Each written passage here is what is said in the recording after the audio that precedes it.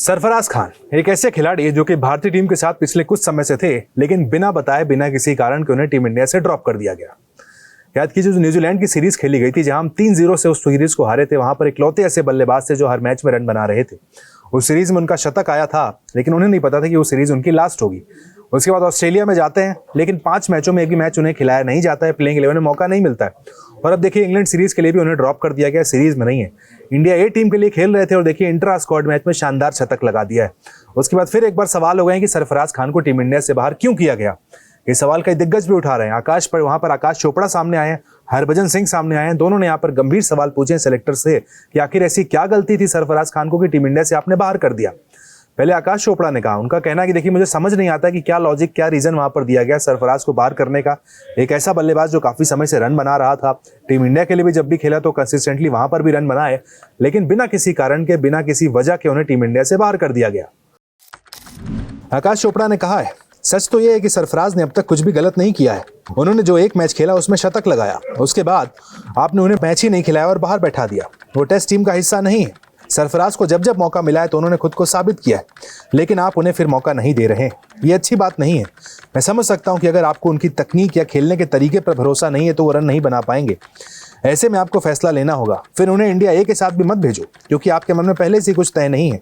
साथ में उन्होंने कहा है कि अगर आपको लगता है कि वो रन बना सकते हैं, इसलिए आप उन्हें इंडिया टीम के लिए चुना गया है, तो फिर उन्हें इंडिया टीम में भी खिलाओ। उन्होंने क्या गलत किया है? उन्होंने बेंगलुरु में शतक बनाया था, फिर वो 2 मैचों में फेल हो गए, लेकिन उन मैचों में किसी ने भी रन नहीं बनाए। उन्होंने ऑस्ट्रेलिया में एक भी मैच नहीं खेला। वास्तव में बातचीत का हिस्सा भी वो नहीं है। ऐसे में कोई सोच सकता है कि उनके साथ कुछ गलत हो रहा है। उन्होंने क्या गलत किया है? शायद कुछ भी नहीं, लेकिन उन्हें प्लेइंग 11 में जगह नहीं मिल रही है।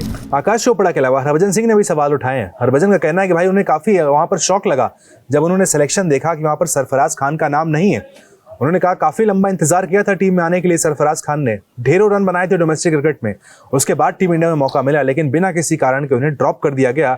हरभजन सिंह इस बात से बिल्कुल खुश नजर नहीं आए हैं। Very promising cricketer, someone who scored a lot of runs to get back into the Indian squad in Indian scheme of thing, and it's very unfortunate. He's not there in the team. I was a bit shocked not seeing his name in the squad, but good thing about is it's a learning curve for him. I'm sure he will come back strong. Wherever he's playing, he's scoring runs, and he's got that will to make a comeback. That's what is more important. Whatever has happened, we all cannot change, but whatever is coming, he can definitely work towards it and make a comeback. He's still very young, and all I can say, don't be disheartened. uh, don't worry, you'll get your dues, if not today but tomorrow. You see the example of Karun Nair, who scored 300 runs against England, and after that he never got too many opportunities, and then he had to go from a very lean patch, and now he's back in England with the team. So never lose that hope, and continue to work, continue to get better at your game as a person. You will get there.